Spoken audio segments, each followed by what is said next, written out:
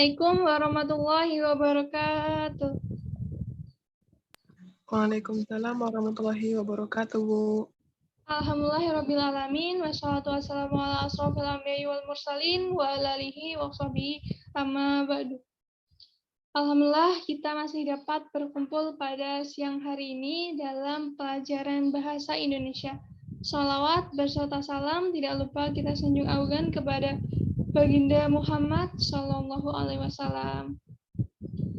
Jadi gimana kabarnya anak-anak pada pagi hari ini? Alhamdulillah, baik, Ibu. Alhamdulillah. Walaupun mungkin yang dapat bergabung hanya beberapa, tapi mudah-mudahan yang lain segera bisa menyusul. Nah, sebelum itu kita akan berdoa terlebih dahulu sebelum memulai. Berdoa akan Ibu pimpin ya. Berdoa menurut keyakinan dan agama masing-masing. Berdoa mulai. Doa selesai. Oke, sekarang kita akan belajar tentang menyimak. Jadi nanti Ibu akan putarkan video dan kalian harus menyimak dengan benar. Karena nanti di akhir Ibu akan adakan sesi tanya jawab ya. Jadi nanti video yang Ibu bagikan ini disimak dengan baik-baik ya. Oke, Ibu bagi dulu videonya.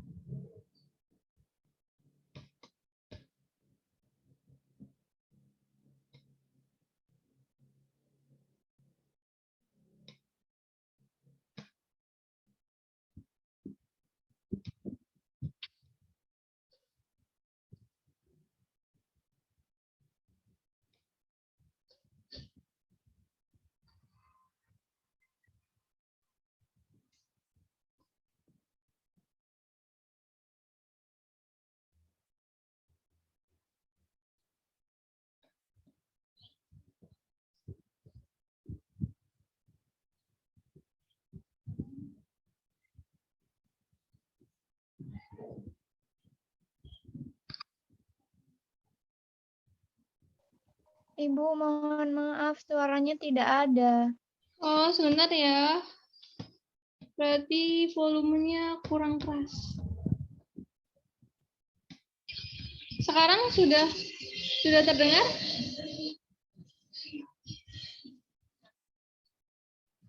Bagaimana yang tadi sudah terdengar? Sudah, Bu.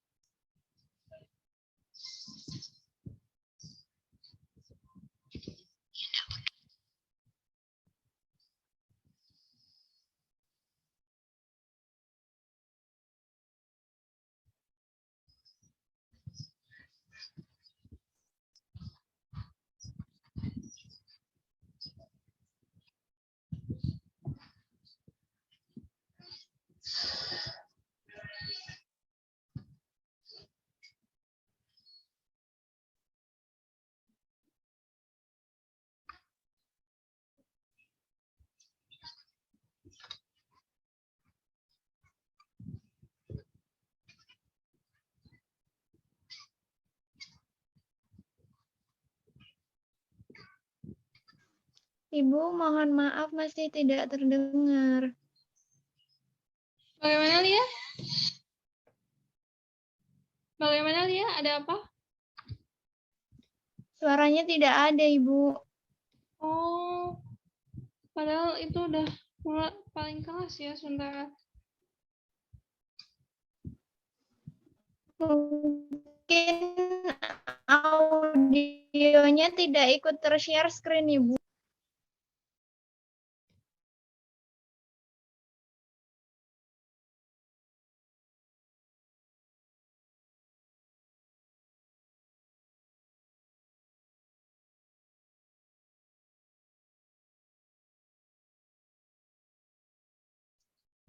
Yang tadi itu sudah terdengar atau masih sama aja?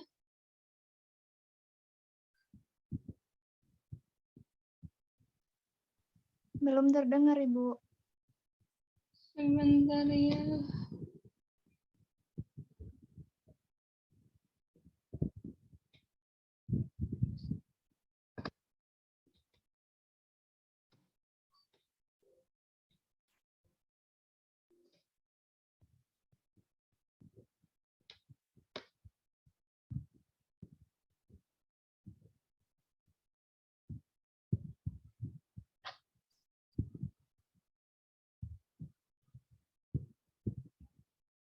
Oke, karena tadi ada masalah audio, mungkin karena itu Ibu akan ceritakan secara langsung saja ya. Nanti kalian simak dan dengarkan baik-baik, dan nanti Ibu akan beri pertanyaan. Jadi, dulu di zaman dahulu hiduplah seorang janda bersama anaknya, yang anaknya itu bernama Darmi. Nah, ibunya Darmi itu bekerja sendirian karena suaminya telah lama meninggal. Nah, setelah itu hanya Ibu Darmi saja yang bekerja sehari-hari di ladang untuk memanen hasil ladang. Sedangkan Darmi di rumah itu dia hanya berdandan dan luluran. Jadi si Darmi ini tidak mau membantu ibunya karena melihat ibunya yang dulu cantik karena bekerja di ladang sekarang menjadi hitam dan kurus. Darmi yang merasa dirinya cantik tidak mau membantu ibunya karena merasa kulitnya akan hitam dan rambutnya akan bau seperti ibunya kalau dia membantu ibunya. Akhirnya ibunya itu karena di saat masa panen, Ibu Darmi pulang dan meminta Darmi untuk memasak di rumah karena ibunya Darmi itu sedang ada panen sampai sore, jadi tidak bisa pulang dan memasak. Darmi yang dimintai tolong oleh ibunya tersebut pun marah karena dia tidak mau membantu ibunya, karena nanti jika dia memasak maka kukunya dan rambutnya akan bau bumbu-bumbu dapur.